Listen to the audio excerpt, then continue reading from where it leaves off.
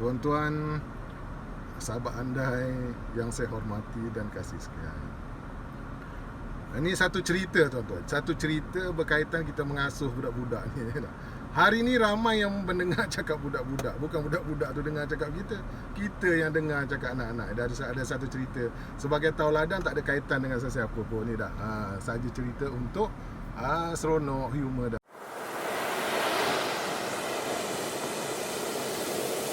Okay, Encik Azmi, apa sebenarnya makanan sunnah? Assalamualaikum warahmatullahi wabarakatuh. Alhamdulillahirrabbilalamin. Wassalatu wassalamu ala asrafil anbiya'i wal mursalin wa ala alihi wasahbihi ajma'in. Terima kasih kepada sahabat-sahabat. Terima kasih kepada soalan tadi. Makna makanan sunnah. Jadi sebelum kita pergi lebih lanjut ataupun lebih jauh lagi, saya definisikan dulu. Definisikan makanan sunnah. Makanan tu maknanya bahan yang dicernakan. Contoh karbohidrat ke, lemak, protein dan lain-lain. Setiap budaya dia berbeza. Cara makanan tu diambil. Dia tersendirilah cara masakan dan sebagainya. Menurut kajian, kalau kajian dalam makanan ni dinamakan sains makanan. Sunnah pula maknanya ialah at-tariqah, iaitu cara, selalu rujuk kepada cara Nabi, amalan pemakanan dia, ataupun cara Rasul dan perjalanan hidup dia, corak pemakanan. Jadi makanan sunnah ni kalau kita simpulkan adalah bahan yang kita ambil, selalu kita makan mengikut cara Rasulullah. Tuan-tuan, kawan-kawan, sahabat-sahabat yang saya hormati sekalian, sebenarnya banyak perkara yang telah kita tinggalkan, kita lupakan. Salah satu, saya tak nak cerita yang besar-besar. Saya ambil satu perkara yang sangat kecil. Apa dia? Makanan sunnah. Tuan-tuan, hari ini tuan-tuan, kalau kita rujuk kepada Quran dan Sunnah, perkara-perkara yang dimakan oleh Rasulullah, makanan itu kalau kita rujuk kepada Rasulullah ialah makanan-makanan sunnah. Seperti buah-buah yang disebut di dalam Quran. Buah apa? Buah kurma, buah wattini waz zaitun, buah tin, buah zaitun, buah yang merah tu buah apa? Buah delima. Kita, kalau kita rujuk kepada diri kita, kita dah sangat lama tak makan. Kalau di bulan puasa tu maknanya kalau ada lah ya tak, kalau tak ada, tak ada lah. Jadi makanan sunnah ini tuan-tuan, sahabat-sahabat anda sekalian, telah lama ditinggalkan. Sedangkan dia itu memang disebut di dalam Quran. Contohnya buah anggur, buah kurma. Tetapi ada juga hari ini segelintir yang menyatakan bila makan buah tu, dia menyatakan akan mendatangkan mudarat. Tidak tuan-tuan. Saya tegaskan, setiap makanan sunnah itu apabila dimakan oleh manusia, dia tidak menjejaskan kesihatan manusia, insya-Allah. Tuan-tuan, rakan-rakan sahabat anda yang saya hormati, hari ini kita dah lupakan jauh perkara. Maka bila kita lupakan jauh perkara yang sekecil ini, jangan cerita perkara besar, perkara yang sekecil ini kita lupakan, akan datang musibah. Itu janji Allah. Akan datang musibah. Jadi pada hari ini musibah itu datang. Kerana apa? Kerana kita meninggalkan perkara yang kecil. Hari ini saya mengajak diri saya, menyeru diri saya, mengajak diri tuan-tuan, anak-anak, cucu, cicit dan sebagainya. Makanlah makanan sunnah. Makanan sunnah ini disebut di dalam Quran. Tentu ada khasiatnya. Tentu ada sesuatu yang luar biasa Allah sebutkan di dalam Quran. Tetapi hari ini, minta maaflah saya rujuk kepada diri saya sendiri dah.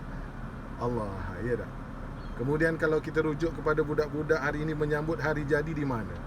Tentulah di tempat-tempat makanan segera tuan-tuan. Tuan-tuan pun tahu jawapannya. Jadi di mana sunnatullah itu? Di mana kita nak letakkan perkara yang simple, yang senang, yang mudah ini kita tidak letakkan di tahap yang tertinggi. Kerana makanan itu dia akan jadi darah dan jadi daging, tuan-tuan. Kita tidak tahu, minta maaf, halal, haram sesuatu makanan itu. Jadi kita hari ini kudap-kudap kita minta maaf cakap semua makanan segera. Apalah salahnya, tuan-tuan? Kita membeli makanan-makanan yang terdapat di banyak tempat makanan sunnah ini, kita letakkan sebagai kudap-kudap budak-budak. Kudap budak-budak makan buah kurma, makan buah kismis, makan buah apa lagi macam-macam makanan sunnah. Tetapi budak-budak cakap apa? Alah, ini aja buahnya, buah penyek, buah tin ni nak buat apa? Ada juga saya bertanya, buah tin, buah dalam tin ke? Tengok tuan-tuan. Kerana apa? Kerana kita sebagai ibu bapa, saya rujuk pada diri saya, kita tidak menggalakkan, tidak mengajar, tidak mengasuh anak kita untuk makan makanan sunnatullah ini, tuan-tuan. Jadi ambil berat dalam bab ini, come back to Quran dan sunnah. Tak usah cerita besar, cerita makan. Makan makanan sunnah. Makanan sunnah ini banyak khasiat dan lain-lain lagi. Tuan-tuan, otak kita, tuan-tuan, ada 3. Bahagian depan cerebrum, bahagian tengah cerebellum, bahagian belakang medulla oblongata. Otak kita ni, tuan, perlu makanan. Dari segi yang nampak dan dari segi tak nampak. Dari segi fizikal dan dari segi rohani je. Maka makanan itu bila disebut di dalam Quran, terutamanya makanan sunnah ini, bahagian otak kita, medulla oblongata ini berperanan untuk menyeimbangkan situasi badan kita. Maka menerima maklumat di bahagian cerebrum itu menerima maklumat-maklumat yang baik. Dan di bahagian depannya untuk computer box sesuatu manusia itu, seseorang manusia itu. Jadi kalau kita beri makanan-makanan segera, yang saya tidak perlu ceritakan perkara itu, tuan-tuan sendiri tahu jawapannya. Di mana halal haramnya? Hari ini makanan sunnah, buah-buah yang saya sebutkan tadi, sunnatullah itu dipinggirkan, diketepikan. Jadi saya minta kerjasama tuan-tuan, kita makan benda itu untuk otak kita, untuk otak anak kita, untuk otak cucu cicit generasi kita ke depan. Tegakkan makanan sunnah ini. Tuan-tuan, sahabat andai yang saya hormati dan kasih sekalian. Ini satu cerita, tuan-tuan. Satu cerita berkaitan kita mengasuh budak-budak ni. Hari ni ramai yang mendengar cakap budak-budak. Bukan budak-budak tu dengar cakap kita. Kita yang dengar cakap anak-anak. Ada satu cerita. Sebagai tauladan tak ada kaitan dengan sesiapa pun. Ni dah saja cerita untuk seronok, humor dan sebagainya. Ada segerombolan kambing, tuan-tuan. Ya, kambing ni segerombolan berjalan di pinggir desa. Tiba-tiba tuan, dekat tepi lereng tu kan, tiba-tiba jatuh seekor anak harimau berwarna putih dah. Anak harimau tu warnanya putih dah. Kambing pun terkejut. Terkejut dah. Maka anak-anak kambing pergi dekat harimau yang putih tadi dah. Dia kata, harimau, harimau, kita bawa balik. Jadi tuan-tuan, segerombolan kambing ni tadi bawa anak harimau ni pergi ke kandang. Jadi bila pergi ke kandang, harimau ni tuan, ya tak, tuan-tuan sahabat andai, diajar makan apa? Kambing makan apa? Kambing makan rumput kan? Jadi harimau ni tuan-tuan, hari-hari dia bagi makan rumput. Hari-hari dia bagi makan rumput. Jadi harimau ni makan rumput, tuan-tuan. Harimau ni makan rumput. Jadi harimau ni pun besar, sangat besar, ya tak? Tuan-tuan, bila harimau ni besar dah, dia tengok kambing, dia peluk-peluk kambing, kambing main gigi dia, ya dah, main misai dia, main bulu-bulu dia dekat kepala tu, tuan-tuan. Mereka ni sangat akrab.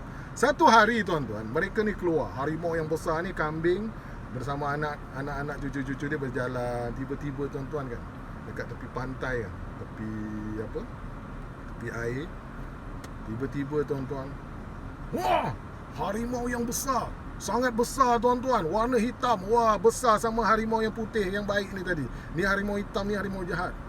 Dia tengoknya harimau tu, ya nak? Tengoknya kambing lari. Rimau lari.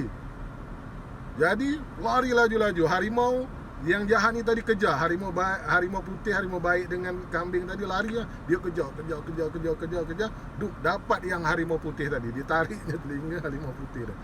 Tarik tepi kat, dia bawa tepi kolam, tepi pantai tadi tu dah ada air kat situ. Harimau, yang kau ni rimau, muka kau tu dengan muka aku ni, dia tengok kat air tu sama. Kenapa kau tak makan kambing tu? Kambing tu sedap rimau. Hui, daging dia rimau memang sangat sedap lah.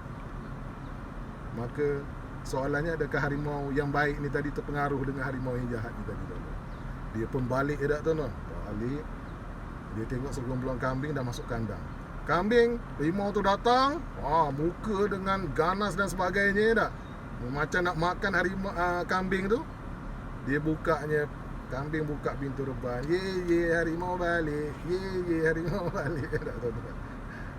Jadi harimau yang baik tadi, soalan saya dah, kalau tuan-tuan dapat jawab dah. Maka tuan-tuan hebat lah dah. Dia makan tak kambing dengan segerombolan kambing ada dalam kandang tadi? Tuan-tuan. Jadi tuan-tuan jawab dah soalan tu. Jadi tuan-tuan, pengajaran daripada cerita ni dah, pengajarannya ialah tuan-tuan, harimau tu tadi dia dekat dengan kambing tu, tak? Dia peluk kambing tu. Dia tidak makan kambing tu, tuan. Kerana apa, tuan-tuan? Kerana kambing tadi telah mengasuh harimau putih ni tadi yang baik ni untuk makan rumput. Harimau makan rumput. Harimau makan rumput. Maka harimau ni pun dia tak makan kambing-kambing tu, tuan-tuan. Tuan-tuan sahabat handai sekalian ni, apa kaitan cerita ni tadi dengan situasi kita? Hari ni tuan-tuan, kita tidak mengasuh anak-anak kita makan makanan sunnah, makan kurma, makan buah tin, makan buah delima, makan kurma, tuan-tuan, yang disebut di dalam Quran anggur dan sebagainya. Kita tidak mengajar mereka, tuan-tuan. Jadi hari ini saya menyeru kepada diri saya, kepada kawan-kawan, marilah kita kudap-kudap di rumah itu menggunakan makanan sunnatullah ini. Banyak khasiat untuk besaran badan kita, terutamanya di bahagian otak, komputer box kita ni, ya. Jadi tuan-tuan, kita bercerita satu hal yang kecil, iaitu makanan sunnah. Minta kerjasama, kita sama-sama mula mengasuh anak kita untuk membeli jajan ke, kudap-kudapan ke apa ke, berbentuk kurma. Anak kita, mak hari ni kita nak beli kismis, nak beli kurma, nak beli buah tin lah. Jadi itulah tuan-tuan, saya menyeru, insya-Allah kita sama-sama berdoa, sama-sama melakukan, sama-sama dalam sesuatu hal yang baik, kita akan mendapat sesuatu yang baik, insya-Allah. Terima kasih, jumpa lagi. Luar biasa.